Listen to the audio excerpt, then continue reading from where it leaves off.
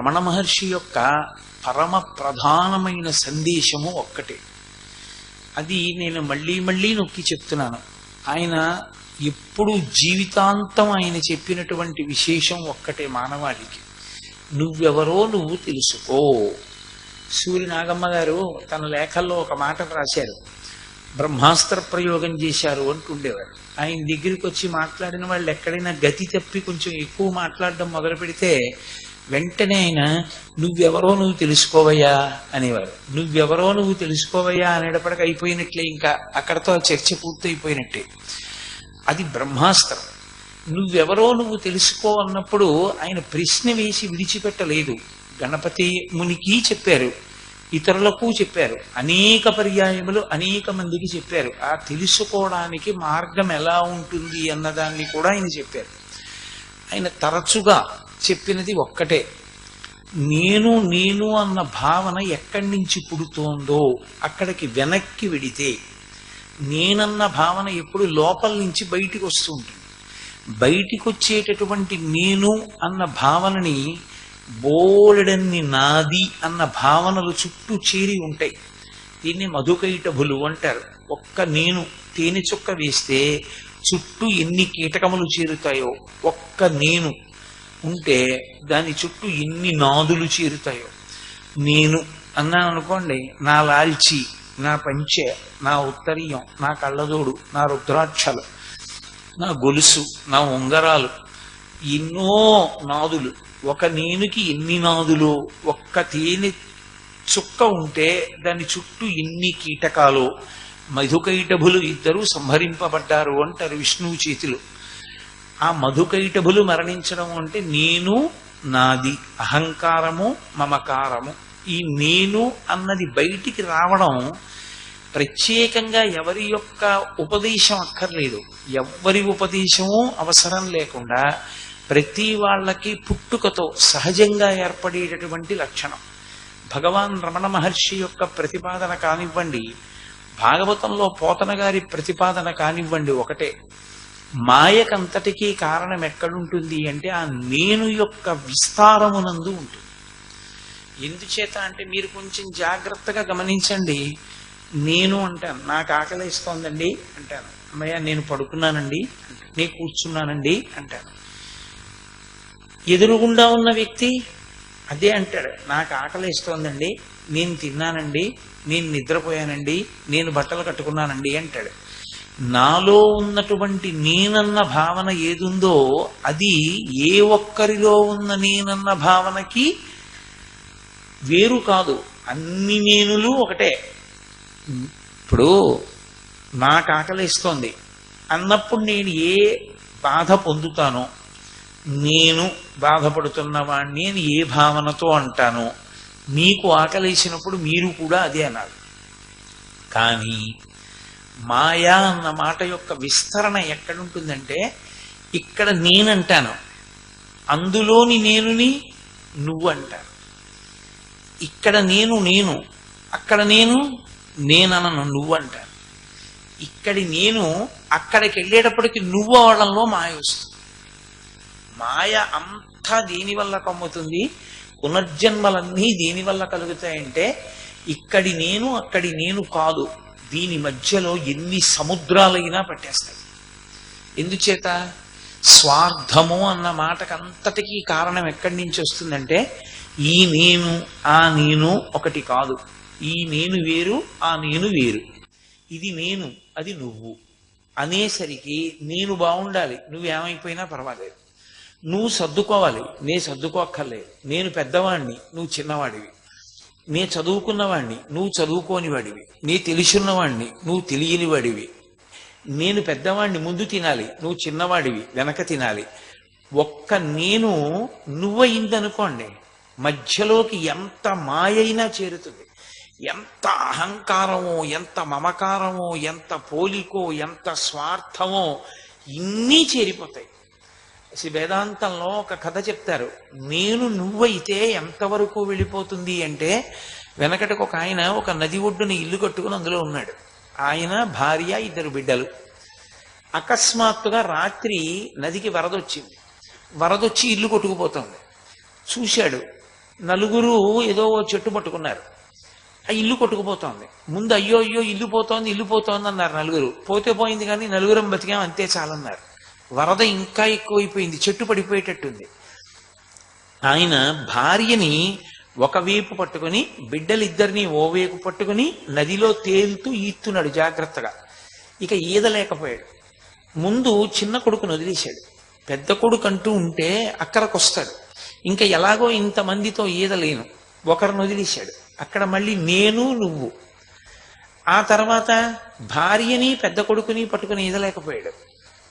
భార్య ఉంటే మళ్ళీ కొడుకులు పుడతారు. కొడుకును వదిలేశాడు, పెద్ద కొడుకుని. వాడు నదిలో వెళ్ళిపోయాడు ప్రవాహంలో. ఇంకా కొంత దూరం వెళ్ళాడు. ఇక భార్యని పట్టుకుని ఈదలేననుకున్నాడు. ఇంకొక భార్య దొరుకుతుంది ఈవిడ వెళ్ళిపోతే. భార్యని వదిలిపెట్టాడు. తను మాత్రం ఆఖరి వరకు పోరాటం చేస్తూనే ఉన్నాడు.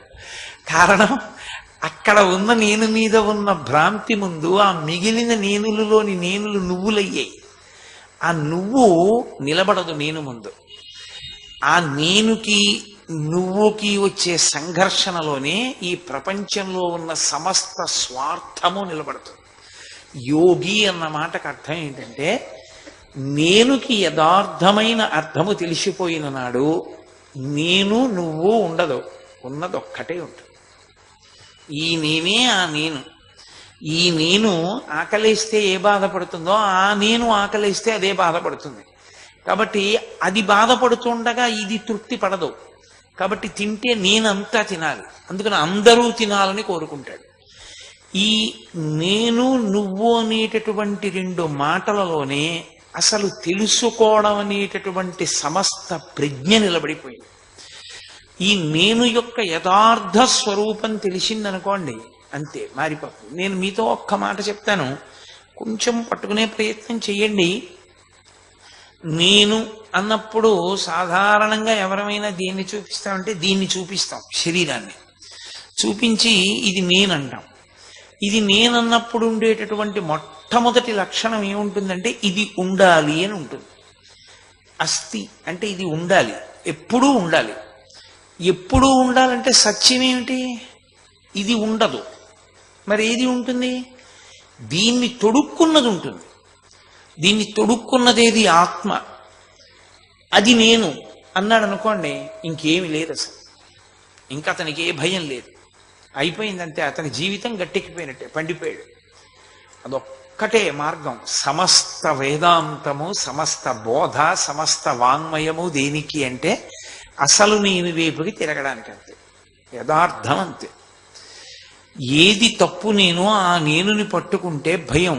ఎందుకంటే ఏది వెళ్ళిపోతుందో, ఏది ఉండదో, ఏది శాశ్వతము కాదో, ఏది అసత్యమో, ఏది అనిత్యమో ఆ వస్తువుని పట్టుకుని అది ఉండాలి ఉండాలి ఉండాలి అని ఎంత భ్రాంతి పెట్టుకోండి, అది ఉండేది కాదు.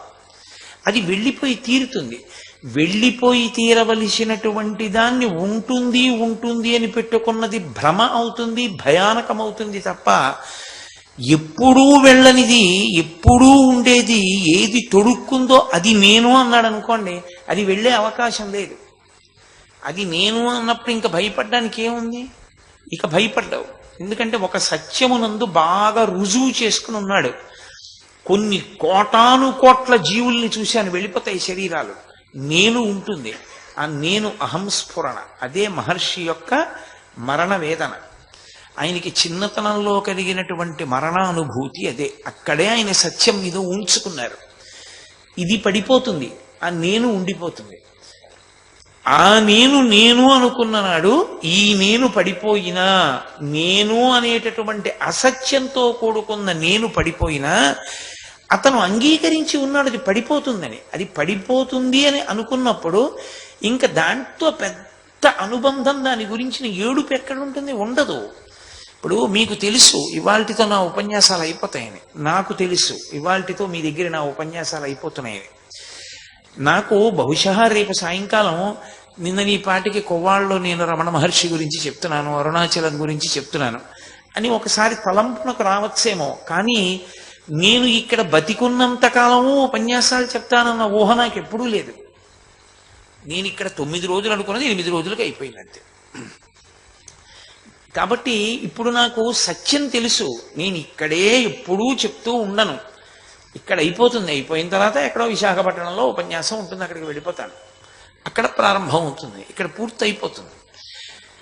ఇది వదిలిపెడతానని తెలుసు కాబట్టి నాకు వ్యామోహం పెరిగిపోయే అవకాశం ఉండదు. ఇది నేనన్న భావన పెట్టుకున్నది ఎంత ఎక్కువ అవుతుంటే అంత తృష్ణ దీన్ని నిలబెట్టుకోవాలని పెరుగుతుంది. కానీ సత్యం అది జారి తీరాలి. అది ఏ కారణం చేత చతుర్ముఖ బ్రహ్మగారికి కూడా సాధ్యం కాదు దాన్ని నిలబెట్టడం. ఎందుచేత అంటే ఆయన సృష్టికర్త, ఆయన దీన్ని సృజించాడు పంచభూతములతో. పంచభూతములతో దీన్ని సృజించిన తర్వాత ఆయన గురించి తపస్సు చేసి ఆయన ప్రత్యక్షమైతే ఇది పడిపోకుండా దీన్ని ఉంచు అని అడిగారు చాలా మంది. అది సాధ్యం కాదు అని చెప్పాడు. అది కుదరదు. ఎందుకు కుదరదు అని అడిగారు. అది సృష్టి ధర్మము, దాన్ని దాటడం నా వల్ల కాదన్నాడు. అదంతే. జాతస్య హిధ్రువో మృత్యు ధ్రువం జన్మమృతస్య చ. పుట్టినది పడిపోతుంది, పడిపోయినది పుడుతుంది. ఇది పడిపోతుంది, లోపల ఉన్న ఆత్మ వేరొక దాన్ని తొడుక్కుంటుంది మళ్ళీ సుఖదుఖములను అనుభవించడానికి. ఈ లాల్చి ఈ సాయంకాలం నేను వేసుకున్నాను, ఈ లాల్చి రేపొద్దున నేను వేసుకోను. ఇంకా ఇది ఇంటికి వెడితే విప్పేస్తానంతే. చెమట పట్టింది కాబట్టి ఇక మరొకసారి వేసుకోవడానికి పనికిరాదు, వదిలిపెట్టేస్తాను. వదిలిపెట్టేసేటప్పుడు నాకు భ్రాంతి ఉండదు, ఇది వదిలిపెట్టేస్తానని తెలుసు కాబట్టి. ఇది ఎప్పుడూ నేను వేసుకుని ఉంటానన్న భావన నాకు లేదు, వదిలిపెడతాను. కానీ వేసుకుంటున్న శరీరం మార్చుకుంటోంది చొక్కాలని. అలా ఆత్మ మార్చుకుంటోంది. అది నేను, ఈ నేను కాదు. దాని మీద ఉంచుకోగలిగాడు అనుకోండి, అప్పుడు ఏమవుతుందంటే ఆ సత్యమునందు నిలబడిపోయినటువంటి వాడికి ఇది వెళ్ళిపోతున్నప్పుడు కూడా, ఇది వెళ్ళిపోవడానికి సిద్ధపడిపోతున్నప్పుడు కూడా గాబరా ఏం ఉండదు, కంగారేం ఉండదు. భగవాను ఒక మాట చెప్తుండేవారు, అది ఎంత వేదాంతంతో మాట్లాడేవారు ఆయన, ఎంత గంభీరంగా మాట్లాడేవారు. ఆయనకి సర్కోమా వచ్చింది, ఎడం చేతి మీద పుండు పుట్టింది. పుండు పుట్టి మీతో చెప్పాను, అలా నెత్తురు కారిపోతూనే ఉండేది. ఎంత పోటో, దాని మీద వెన్నుపూసల మధ్య ఉండేటటువంటి నరం తెగిపోయింది. ఎంత పోటు, ఇంత పోటుకి ఆయన సాక్షి. ఆయన దగ్గరికి వచ్చి అన్నారు, అయ్యా అది అంత బాధ పెడుతోంది కదా, ఇదిగో ఈ ఫలానా మందులు మీరు వేసుకుంటే, ఈ మందుల పట్టీలో ఉన్న మందులు తెప్పించుకుని వేస్తే నొప్పి తగ్గుతుంది కదా అంటే, ఆయన నోటి వెంట వచ్చినటువంటి మాట ఏమిటో తెలుసా? ఒక చుట్టం ఇంటికి వచ్చాడు అనుకోండి, ఆ చుట్టం ఎక్కువ ఉండడం మీకు ఇష్టం లేకపోతే మీరు ఏమనవలసి ఉంటుంది? చూసి చూడనట్టు ఉండాలి, పెట్టి పెట్టనట్టు ఉండాలి, పట్టించుకోనట్టు ఉండాలి. ఆయన వెళ్ళిపోవాలని కోరిక మనసులో ఉంది, చాలా బాగా పట్టించుకున్నారు అనుకోండి, ఆ చుట్టం వెళ్తాడేంటి, చాలా బాగా చూస్తున్నారని కూర్చుంటాడు. ఇదే ఒక కట్టె. ఎప్పుడు లోకంలో బోలెడన్ని కట్టెలు ఉంటాయి, ఏ కట్టె అయినా కాలిపోవలసిందే. మీరు కాల్చండి కాల్చకపోండి, అది మట్టి అయిపోతుంది. ఇదొక కట్టె, ఇది కాలిపోతుంది ఒకప్పుడు. ఈ కట్టెకు మళ్ళీ ఓ పుండు, ఆ పుండుకి మళ్ళీనేమో ఈ కట్టెకు వచ్చిన చుట్టం, దాన్నంత గౌరవం అంత ముద్ద, అలా చేసే కదూ దాన్నంత పెంచుతున్నారు అన్నారు ఆయన. ఎంత సాక్షి భావన చూడండి. అసలు ఆయనకి శరీరముతోడి సంగము లేకుండా అంత సాక్షిత్వం ఏర్పడడానికి కారణం ఒక్కటే, అసత్య వస్తువు. అసత్య వస్తువు అనేటటువంటిది ఒకటి తెలిస్తే లోకంలో దాని మీద మీకు విపరీతమైన వ్యామోహం ఉండదు. అందుకే మీరు చూడండి, ఎక్కడెక్కడి అసత్య వస్తువులు ఉంటాయో అక్కడక్కడవి కాసేపు సంతోషంగా ఉంటాయి, ఆ తర్వాత ఎంత తొందరగా వాటిని వదిలిపెడదామా అని ఉంటుంది. రైలు ఎక్కాలనుకోండి, ఆ రైలు వెళ్ళిపోతుందేమో అని రిక్షా ఎక్కుతాడు, గబగబా రైలు ఎక్కుతాడు, మంచి సీటు దొరకాలి, కూర్చుంటాడు. కూర్చున్న గంటకి ఇంకా రేపు పొద్దుటికి చేరతా ఉంటాడు. రైలు దిగిపోయేటప్పుడు అమ్మయ్యా అయిపోయింది ప్రయాణం వచ్చేసా ఉంటాడు. ఏది అసత్యమో, అసత్యం అంటే తనకి జీవితాంతం దానితో సంబంధం లేదో, తాను దిగిపోతాడో దాంతో అంత వ్యామోహం పెట్టుకోడు. అందుకే అద్దె ఇంటి మీద మోజు ఉండదు ఎవరికి. అద్దె ఇల్లు పాడైపోతోంది అనుకోండి, అందులో అద్దెకున్నవాడికి ఏముంటుంది? అది పాడైపోతుంది, దాని గురించి అందులో ఉండకపోయినా బాధపడేవారు ఎవరంటే యజమాని, వాడు బాధపడతాడు. అద్దెకున్నవాడు బాధపడ్డావు. అందుకే లోకంలో ఒక సామెత ఉంది, ఏమనుకోకండి నేను అలా అన్నానని, fools construct the houses and wise men live in it అని. చాలా అమాయకులైన వాళ్ళు ఇల్లు కడతారు, చాలా తెలివైన వాళ్ళు అద్దెకుంటారు అని ఒక సామెత. ఎందుకంటే వాడికి హాయ్, దాని గురించి ఏ సంబంధం లేదు. ఇల్లు కట్టుకున్న వాడికి, యజమానికి ఎంత తాపత్రయమో దాని గురించి, ఎక్కడ సున్నం ఊడిపోయినా ఎక్కడ పెచ్చు ఊడిపోయినా బెంగే, ఏదో చేయించుకుంటూ ఉండాలి. ఆ బాధ అద్దెకున్న వాడికి ఏముంటుంది? యజమాని చేయించలేదు అనుకోండి, దీన్ని విడిచిపెడతాడు, ఇంకో 100 రూపాయలు ఇచ్చి ఇంకో చోటుకు పోతాడు, లేదు 1000 రూపాయలు తక్కువకి వస్తే వెళ్ళిపోతాడు అక్కడికి. హాయ్, ఇది అద్దె కొంప, ఇందులో కొన్నాళ్ళు ఉండి వెళ్ళిపోతాం, ఇందులో ఏం మనం శాశ్వతంగా ఉండిపోం అన్నారనుకోండి, ఇది వెళ్ళిపోతున్నా భ్రాంతి ఉండదు, ఇది వెళ్ళిపోతున్నా బాధ ఉండదు. మరి నేను, ఆయన మార్గం చెప్పారు లోకానికి. నేనన్న మాట ఎక్కడి నుంచి పుడుతోందో అక్కడికి వెనక్కి వెళ్ళమన్నారు ఆయన. నేను ముందుకొస్తుంది, నేను తన్నుకొస్తుంది, మన ప్రయత్నం అక్కర్లేదు. అక్కర్లేకుండానే అది ఎప్పుడు తన్ని పైకి వస్తుంది. మీరు చూడండి, దాని ప్రయత్నం అక్కర్లేదు. నేను అంటాను, నేను వచ్చేస్తుంది. కానీ నేను ఎక్కడ పుడుతోంది అసలు, అక్కడికి వెళ్ళమన్నారు. విచారణ అంటారు. ప్రశాంతంగా కూర్చుని ఆ వెనక్కి వెళ్ళు, వెనక్కి వెళ్ళి అది ఎక్కడ పుడుతోందో అక్కడికి వెళ్ళు. అక్కడికి వెళ్ళినప్పుడు ఒక గమ్మత్తు జరుగుతుంది. వెనక్కి వెళ్ళడానికి నువ్వు ఏ సాధనాన్ని పట్టుకుని వెళ్ళావో ఆ సాధనం అక్కడికి వెళ్ళిన తరువాత దానిలో కరిగిపోతుంది. కరిగిపోగానే అసలు నేను నువ్వుగా నిలబడిపోయినప్పుడు ఆనందం ఒక్కటే ఉంటుంది, ఇంకేం ఉండదు అక్కడ. అందుకే తరచు వేదాంతంలో వాడే ఉపమానం, సముద్రపు లోతు కనుగొనాలని ప్రయాణం చేసినటువంటి ఉప్పు బొమ్మ సముద్రపు లోతు కనుక్కోవడానికి ప్రయాణం చేయడంలో కరిగిపోయి సముద్రంలోకి వెళ్ళిపోయింది. మొదట నేనెక్కడ పుడుతోందో కనుక్కోవడానికి సాధనంగా దీన్ని తీసుకుంటాడు మనసుని. నిజానికి ఆ మనసు సంకల్ప వికల్ప సంఘాతం. సంకల్ప వికల్ప సంఘాతమైన మనస్సుకి ఆధారమేది ఊపిరి. ఆ ఊపిరి నియంత్రింపబడుతుంది. అందుకే ప్రాణాయామం చేస్తారు పూజ చేసేటప్పుడు. నియంత్రింపబడి యోగంలో మీరు ఎంత తపశ్శక్తిలోకి వెడుతుంటే ఊపిరి అంత మందగించిపోతుంది. మందగించిపోయి లోపలికి వెళ్ళిపోయినప్పుడు ఆ నేను పుట్టేటటువంటి స్థానం దగ్గరికి వెళ్ళగానే ఆ మనసు అందులో లయం అయిపోతుంది. లయం అయిపోయినప్పుడు ఒక్క ఆత్మయే మిగులుతుంది. ఆ ఆత్మగా తానుంటాడు. ఆత్మగా తానున్నప్పుడు ఆనందం ఒక్కటే ఉంటుంది. దుఃఖమంతా ఎప్పుడు పుడుతుందంటే మనసు లేస్తే.